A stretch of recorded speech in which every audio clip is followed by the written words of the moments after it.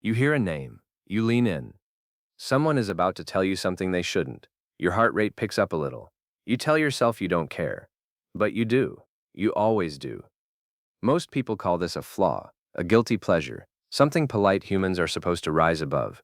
But the real answer is far stranger. Gossip isn't a flaw in your character. It's a survival tool your ancestors couldn't have lived without. To understand why, you have to go back, not centuries, hundreds of thousands of years, back to small bands of early humans moving across open landscapes, with no police, no courts, no written laws. If someone in your group stole your food, lied to you, or hurt someone weaker, there was no system to punish them. There was only the group itself. And the group's only weapon was information. If you knew who couldn't be trusted, you survived. If you didn't, you might not. This is the foundation of what evolutionary psychologist Robin Dunbar called social grooming through language. Dunbar studied primates for years, watching chimpanzees and baboons spend hours picking through each other's fur. Grooming wasn't really about cleanliness, it was about bonds. It calmed the nervous system, it built trust, it signaled, again and again, I am on your side. But physical grooming has a limit. A chimpanzee can only groom one or two others at a time, and only the ones sitting right next to it. As human groups grew larger, something had to replace that one-on-one bonding. Dunbar's theory is simple, and a little uncomfortable. Language evolved, in part as a way to groom many people at once, not by touching their fur, by talking about each other. That's what gossip actually is, underneath the social discomfort of the word. It's vocal grooming. A way to maintain dozens of relationships at the same time, instead of just one. Here's where it gets stranger. Researchers who study conversation in everyday life have found something almost every culture shares. Roughly 60 to 70% of normal conversation isn't about politics, weather, or work. It's about people, who did what, who said what, who can be trusted, and who can't.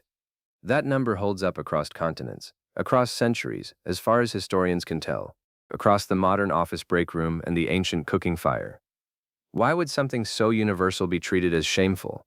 Because gossip has two faces, and only one of them gets remembered. There's the cruel kind, the kind that spreads lies, isolates people, and causes real harm. That version deserves its bad reputation. But there's another kind, far older and far more essential. The kind that warns a friend a business partner is dishonest. The kind that tells a new mother which neighbor can be trusted with her child. The kind that keeps cheaters and liars from quietly taking advantage of everyone around them, again and again, without consequence. Anthropologist Sarah Blaffer Hrdy has argued that humans became the cooperative species we are precisely because we got so good at watching each other, judging each other, and talking about what we saw. Hrdy's research focuses on something called cooperative breeding. Unlike most primates, early humans raised children with help. Grandmothers, aunts, friends, neighbors.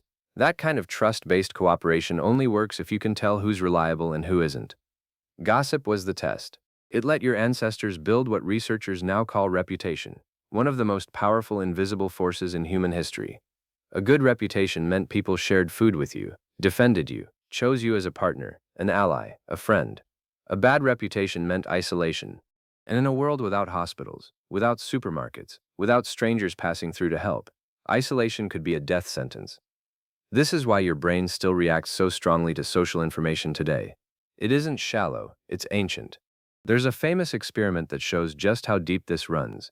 Psychologist Matthew Feinberg ran studies asking participants to watch someone behave selfishly, then decide whether to warn others. Almost everyone chose to share the information, even when it cost them effort or social comfort. Feinberg's research found that gossip, used this way, lowered participants' stress levels and increased cooperation across the whole group.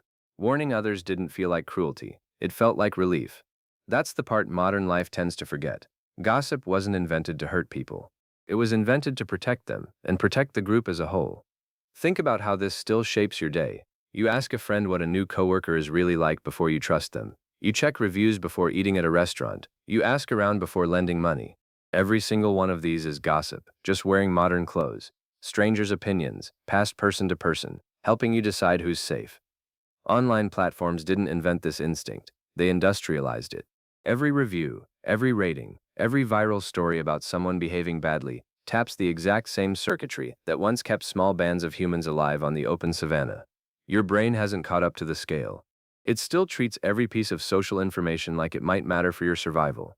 That's why a rumor about someone you've never met can still make your pulse rise. Why you remember petty office drama with strange clarity. Why a single story about someone's dishonesty can change how an entire group treats them, sometimes permanently. It feels petty, it feels small, but the instinct behind it is one of the oldest tools your species ever built. So the next time you catch yourself leaning in to hear what someone did, don't feel guilty for it. You're not being shallow. You're running code your ancestors wrote long before language had words for shame. You hear a name, you lean in, and somewhere underneath that small human moment, an old survival instinct quietly does its job.